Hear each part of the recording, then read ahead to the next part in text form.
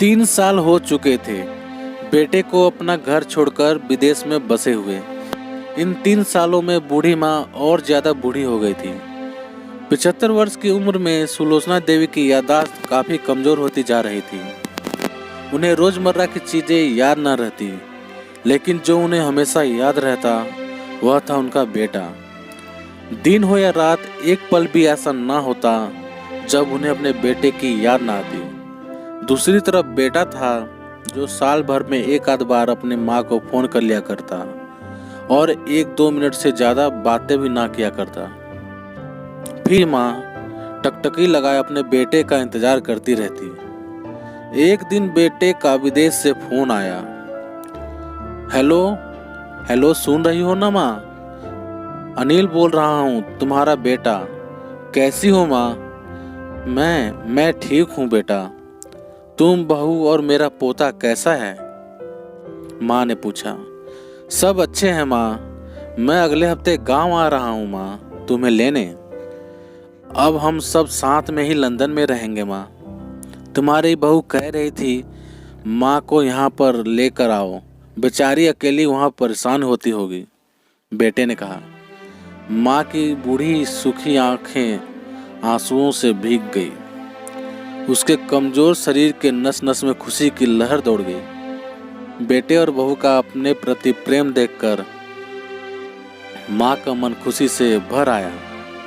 बेटे ने आगे कहा, माँ तैयार रहना माँ, मुझे ज्यादा दिन की छुट्टियां नहीं हैं। जिस से जितने पैसे लेने हैं लेकर रखना, तब तक मैं प्रॉपर्टी डीलर से बात कर लेता हूँ घर के लिए।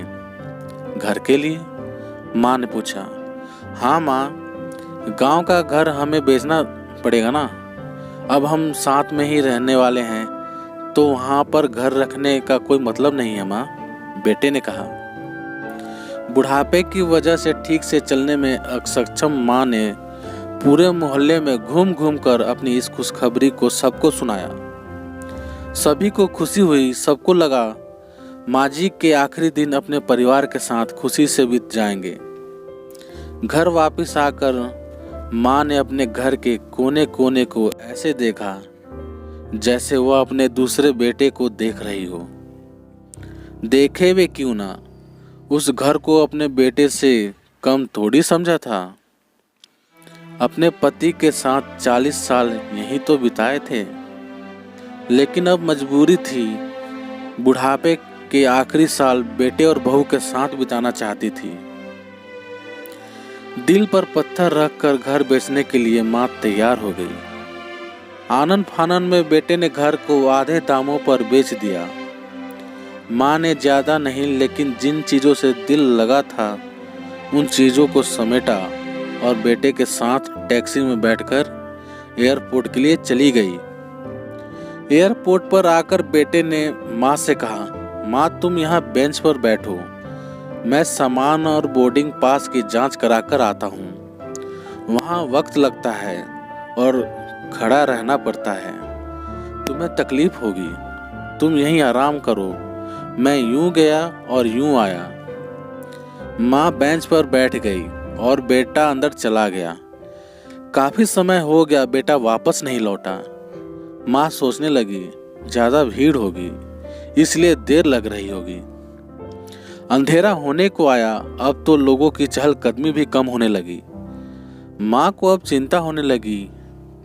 एक कर्मचारी ने आकर पूछा, किससे मिलना है माँ जी आपको? यहाँ पर क्यों बैठी हैं? डरती हुई आवाज में सुलोचना देवी बोली, मेरा बेटा अंदर सामान की जांच कराने गया है, लंदन जा रहे हैं हम। क्या नाम है माँ जी आपके बेटे का? कर्मचारी ने पूछा। अनिल नाम है मेरे बेटे का, सुलोचना देवी ने बताया। कर्मचारी गया और थोड़ी देर बाद बाहर लौटा। उसने सुलोचना देवी से कहा, माँ जी लंदन जाने वाली फ्लाइट तो दोपहर में ही जा चुकी है और आपका बेटा भी उस फ्लाइट में बैठकर लंदन जा चुका है। अब आपके यहाँ बैठने का कोई मतलब नहीं है, आप भी अपने घर चली जाइए।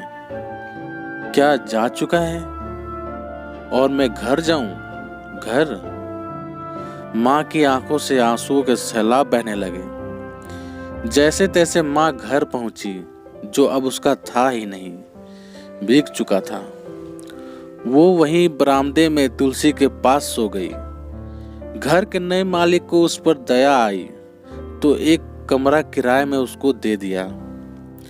पेंशन के पैसे से खाना और किराए का बंदोबस्त हो जाता था। दिन बीतने लगे। कुछ दिनों बाद घर के नए मालिक ने सुलोचना देवी से कहा, माँ जी, आप अपने रिश्तेदारों के यहाँ पर जाकर क्यों नहीं रहती हैं? इस उम्र में आपके लिए वही अच्छा होगा।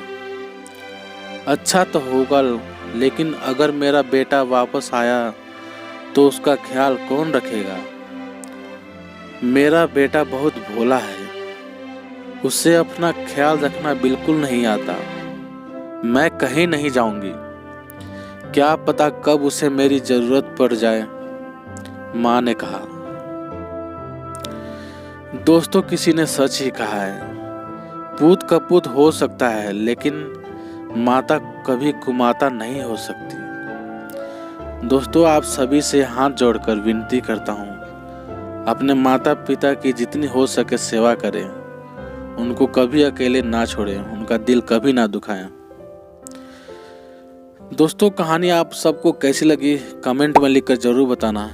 यदि कहानी पसंद आई हो तो एक लाइक करना, शेयर करना और चैनल पर नए हो तो सब्सक्राइब जरूर करना। ठीक है दोस्तों, मिलते हैं आप सभी से एक नई कहानी के साथ। तब तक के लिए जय हिंद, वंदे मातरम।